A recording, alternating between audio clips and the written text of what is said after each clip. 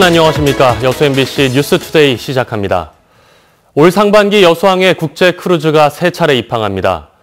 전라남도에 따르면 내일 5만 톤급 슈퍼스타 아쿠아리우스가 대만에서 출항해 여수항에 입항하고 30일에는 일본에서 출항한 3만 5천 톤급 오션 드리모, 오는 6월 26일에는 대만에서 출항한 7만 7천 톤급 슈퍼스타 버거호가 여수항에 기항할 예정입니다. 이에 따라 전남도는 여수 순천 지역 관광 셔틀버스를 운영하고 환영 행사, 기항 장려금 지급과 도선료 할인 등 입항 편의를 제공할 계획입니다. 더불어민주당 전남 지역 기초단체장 경선이 어제부터 오늘까지 실시됩니다. 더불어민주당 전남도당은 권리당원 투표와 일반 여론조사 결과를 각각 50%씩 적용해 결과를 합산한 뒤 내일 본선 후보를 발표할 예정입니다. 경선 지역은 여수와 순천을 포함해 13곳, 경선 후보는 모두 34명이며 광역 기초의원 경선은 25일부터 27일까지 실시됩니다. 최근 순천이 전남에서 16번째 무지개 학교 교육지구로 지정됐습니다. 전남도청은 지난 2013년부터 무지개 학교 교육지구 사업을 추진해오고 있는데 애초에 방향대로 진행되지 못하고 있다는 목소리가 나옵니다. 조희원 기자입니다. 전남도 교육청이 추진하는 학교 혁신 사업인 무지개 학교 사업. 각 학교가 특성에 맞게 무지개처럼 다채로운 빛깔을 낼 수 있도록 하자는 취지에서 시작됐습니다.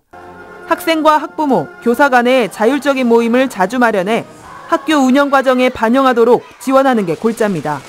처음엔 좀 낯설어했어요. 예. 그동안은 학생끼리 또는 학부모끼리 이렇게 됐었는데 처음에는 이 사업을 잘 이해를 못해서 왜 이걸 하느냐라고 했는데 이제 참여하고 나니까는 재밌어서 괜찮다, 반응은 좀 좋았습니다. 개별 학교가 아닌 지자체 차원에서 교육청과 협약을 맺는 교육지구 지정 사업에는 현재 전남 대부분의 지자체가 참여하는 등 활발하게 추진되고 있습니다. 그러나 방향을 재정비할 시점이라는 목소리도 나오고 있습니다. 무지개 학교에 대한 이해가 깊지 않다 보니 생각했던 만큼의 효과를 거두지 못하고 있다는 겁니다. 실상 학교 구성원이 아닌 도교육청이 주도해 사업이 진행되는 모양새라는 지적입니다.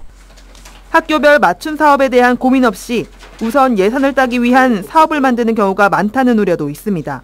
실제로 학교가 정말 필요한 사업이나 학교가 정말 필요한 것들에 쓰여지지 못하고 교육청에서 요구하는 사업을 하기 위해서 계획서를 만들고 사업만 이렇게 나열되는 식으로 가고 있어서 상당히 좀 그런 부분들은 우려가 되고요.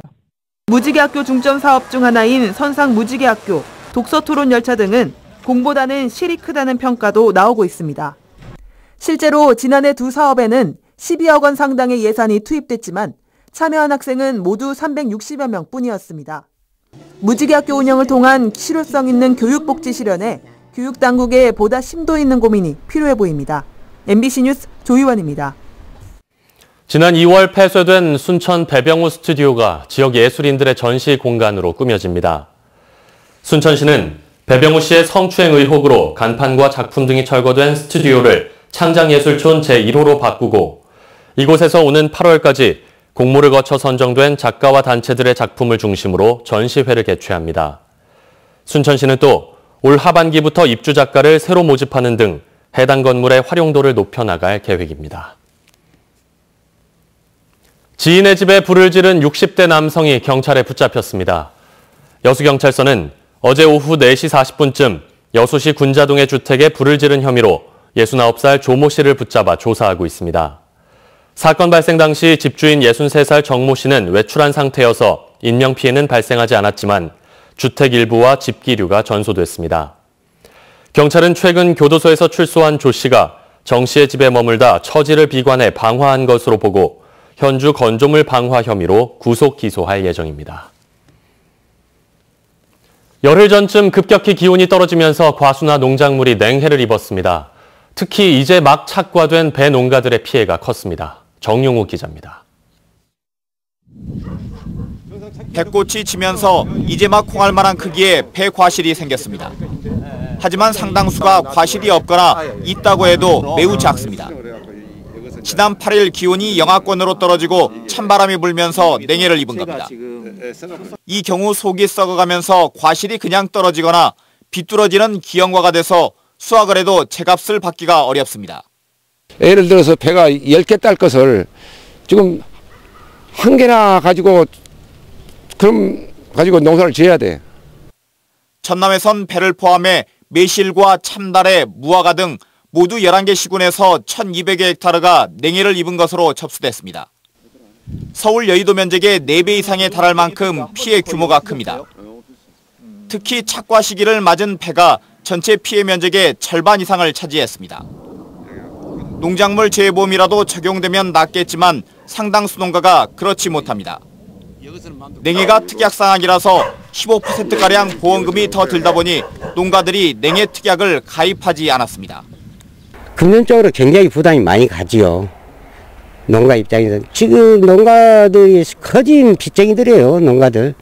전남에선 지난 1, 2월에도 한파로 인해 1,200여 헥타르에 걸쳐 농작물이 피해를 입은 가운데 또다시 냉해를 당하면서 농가들은 본격적인 영농이 시작되기도 전에 시름에 잠겨 있습니다. MBC 뉴스 정용욱입니다. 경기도 돼지 농장에서 A형 구제역이 발생함에 따라 전남에서도 긴급 백신 접종이 실시됩니다. 전라남도는 오늘까지 돼지 80만여 마리를 대상으로 국도비와 시군비 12억 원을 들여 농장 자율 접종을 원칙으로 A형 백신 긴급 접종에 나섭니다.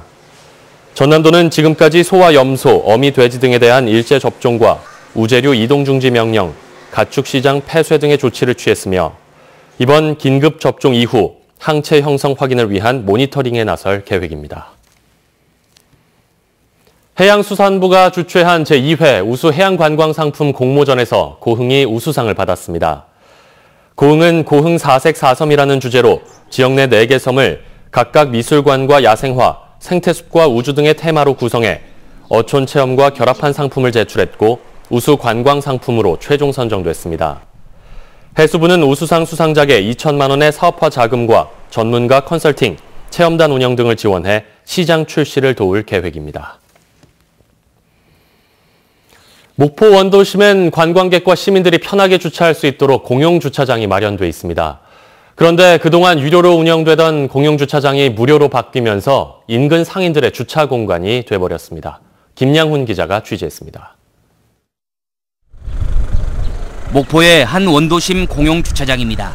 평일 오전이지만 주차장이 차들로 가득합니다. 인근의 다른 공용주차장도 사정은 마찬가지. 주차할 곳을 찾을 수가 없습니다. 이제 동네 분들도 되고 이 밑에 상가 하시는 분들도 되고 그러니까요. 여러분들이 되시죠. 유료로 운영되던 공용주차장이 올 초 무료로 전환되면서 발생한 현상입니다. 그동안 5개 공용주차장 위탁 운영을 맡은 곳은 목포 원도심 상인회. 주차요금 수입이 적다 보니 지난해 말 결국 위탁 운영을 포기했습니다. 이 벌이가 안 되잖아요. 돈 500원 받아가지고. 최저임금을 못 주니까. 그 노동법에 걸리니까. 새로운 위탁 운영 업체를 찾지 못하면서 결국 주차장은 한시적으로 무료로 전환됐습니다. 원도심에 있는 5개 공용주차장에 댈 수 있는 차량은 250여 대에 달합니다. 하지만 관리 책임자가 없다 보니 상가 이용자들을 위한 주차장이 사실상 인근 상인과 주민들의 주차장이 돼버렸습니다. 하당에 있는 공용주차장에 대해서는 장례적으로 무인길이 설치하고 그에 따르는 인원 인력은 원도심에 있는 주차장으로. 목포시는 또 주차장 운영이 가능하도록 현실적인 대책을 마련한다는 계획이지만 불법 주차 단속 없이는 공용주차장 활성화 방안을 찾기는 어려워 보입니다. MBC 뉴스 김양훈입니다. 수협중앙회가 차세대 수산업 인재 양성을 위해 장학금과 학교 운영비를 지원합니다. 수협은 올해 전남대와 군산대 등 9개 대학의 수산 관련 학과 재학생 중 학교장 추천을 받은 160명을 대상으로 1인당 200만 원씩 모두 3억 2천만 원의 장학금을 지원하기로 했습니다. 또 여수해양과학고와 포항해양과학고 등 전국 5개 수산계 고등학교에 학교 운영 지원비로 1억 1천만 원을 지원할 계획입니다. 광양경제청이 기업 맞춤형 인력 양성 지원 사업을 추진합니다. 광양만권 경제자유구역청은 경제자유구역 내 입주기업의 구인난과 일자리 미스매칭을 해소하기 위해 기업 맞춤형 원스톱 인력 양성 지원 사업을 실시합니다. 이 사업은 기능인력 양성교육과 입주기업 체험학습, 구인구직 만남의 날 개최 등 3단계로 이뤄지며 공모로 선정된 광양만권 일자리 사업단에서 시행합니다. 광양시가 올해 정책 실명 공개 과제 33건을 선정했습니다.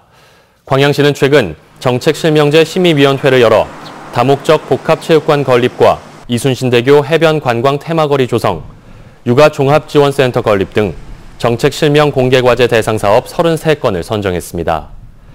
정책 실명제란 시민의 신뢰성 확보와 알 권리 충족을 위해 시에서 추진하는 주요 정책에 대한 추진 과정과 관련자의 실명을 공개해 정책의 투명성과 책임성을 강화한 제도입니다. 지금 강한 바람을 동반한 요란한 비가 내리고 있습니다. 현재 레이더 영상을 보시면 비구름은 주로 중부지방과 충청도, 전라도 곳곳에 영향을 주고 있고요. 군데군데 붉게 보이는 지역에는 시간당 10mm 안팎의 굵은 비가 쏟아지고 있습니다. 제주도와 서해 도서지방에는 호우특보도 내려져 있는 상황입니다. 어제부터 지금까지 제주도에는 275mm가 넘는 많은 양의 비가 쏟아졌고요. 백령에는 109, 서울에도 40mm 가까운 많은 비가 내렸습니다. 중부지방의 비는 오늘 낮까지 강하게 내릴 것으로 보이고요. 남해안 지방은 오늘 오후부터 내일 오전 사이 강하게 쏟아지겠습니다. 앞으로 예상되는 비양은 제주 산간지방에 150mm 이상, 동해안과 남해안, 지리산 부근에는 30에서 80mm가량의 많은 비가 내리겠고요. 서울 등 내륙 대부분 지방은 10에서 50mm가량의 비가 흠뻑 쏟아질 전망입니다. 비가 내리면서 꽤 쌀쌀한데요. 현재 서울의 기온은 9도선, 부산은 11도 안팎을 보이고 있고요. 한낮에도 기온이 크게 오르지 않아서 서울 12도, 강릉은 11도에 머물 것으로 보입니다. 비는 내일 아침에 서쪽 지방부터 차츰 그칠 전망입니다. 날씨였습니다.